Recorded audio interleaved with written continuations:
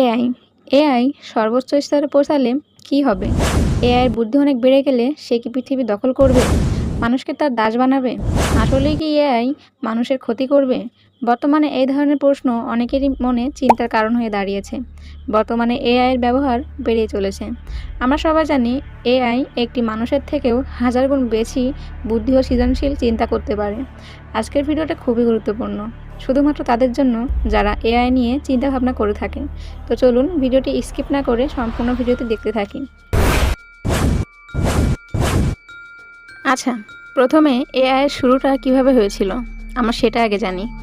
AI এর শুরুর বছরগুলি 1950-এর দশক। 1950 সালে অ্যালান টুরিং তার প্রবন্ধ কমিউনিটি মেশিনারি অ্যান্ড ইন্টেলিজেন্সে একটি মেশিন কি বুদ্ধিমান হতে পারে কি না তা নিয়ে আলোচনা করেন। এখানে তিনি টুরিং টেস্টের ধারণা দেন।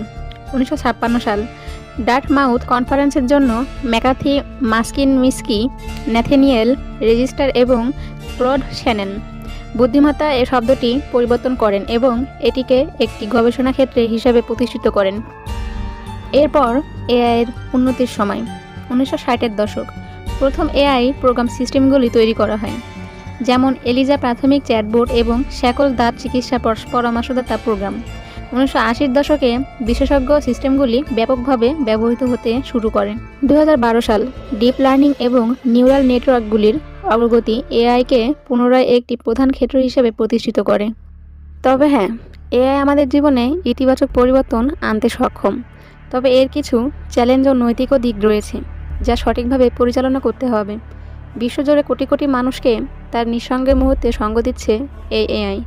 একটুও বাড়িয়ে বলছি না, শাও আইস এখনই একটি এআই যা শুধুমাত্র বুদ্ধিমত্তা নয়, একটি কৃত্রিম বুদ্ধিমত্তা, আবেগিক বুদ্ধিমত্তা, অর্থাৎ সে তার ব্যবহারকারী মুড বুঝে উত্তর দিতে পারে।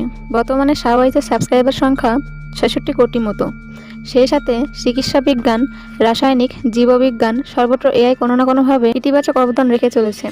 আর এদিকে কিছু লোক এআই পৃথিবী ধ্বংস করে দিবে এই বলে ভয় পাচ্ছে। আচ্ছা চলুন এই বিষয়ে এআই নিজেই কি বলছে। যদি এআইকে প্রশ্ন করা হয় তা আমাদেরকে এআই যা উত্তর দিবে তা হলো, এআই নিজে থেকে মানুষের উপরে হামলা করতে পারে না, কারণ এটি একটি প্রযুক্তি। নিজে সিদ্ধান্ত বা ইচ্ছা প্রকাশ করতে পারে না, তবে কিন্তু কিছু পরিস্থিতিতে ব্যবহারের মাধ্যমে মানুষের ক্ষতি হতে পারে। উদাহরণস্বরূপ ভুল প্রোগ্রামিং বা নির্দেশনা। যদি কেউ এআইকে ভুলভাবে প্রোগ্রাম করে বা ক্ষতিকর উদ্দেশ্যে ব্যবহার করে তাহলে এই এআই মানুষের ক্ষতি করতে পারে। স্বয়ংক্রিয় অস্ত্র। কিছু দেশে স্বয়ংক্রিয় ড্রোন বা অস্ত্র তৈরি করা হচ্ছে, যেগুলো এআই দ্বারা নিয়ন্ত্রিত। এগুলো যদি ভুলভাবে পরিচালিত হয় তাহলে মানুষের উপরে হামলা ঝুঁকিয়ে থাকতে পারে। নিয়ন্ত্রণ হারানো। যদি কোনো এআই সিস্টেমের উপরে মানুষের নিয়ন্ত্রণ কমে যায় বা সেটি ভুল সিদ্ধান্ত নেয় তাহলে অনিচ্ছাকৃতভাবে ক্ষতি হতে পারে। তবে এসব ঝুঁকি এড়াতে বিজ্ঞানীরা এবং নীতি নির্ধারক এআই এর নিরাপদ ও নৈতিক ব্যবহার নিশ্চিত করার জন্য নিয়মকানুন তৈরি করছেন। এআই নিজে থেকে ইচ্ছাকৃতভাবে মানুষের উপর হামলা করতে পারে না, তবে ব্যবহার নিয়ন্ত্রণে হারানোর বাইরে গেলে ক্ষতির আশঙ্কা থাকতে পারে। তাই এআই ব্যবহার সতর্কতা ও নিয়ন্ত্রণ খুবই গুরুত্বপূর্ণ। যেটা বলতে চাইছি তা হলো যে এআইকে মানবদণ্ড কেন্দ্রিক দৃষ্টিভঙ্গি দিয়ে বিচার করতে যাওয়াটা যথাযথ নয়। এআইয়ের বুদ্ধি অনেক বেড়ে গেলে সে কি পৃথিবী দখল করে নেবে আর মানুষকে তার দাস বানাবে?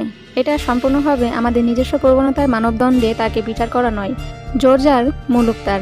এই প্রবৃত্তি জৈবিক প্রাণীদের ক্ষেত্রে লক্ষিত হয়, কিন্তু সেটা এআই ক্ষেত্রে খাটবে এমনটি কি মনে করার কোনো সঙ্গত কারণ নেই।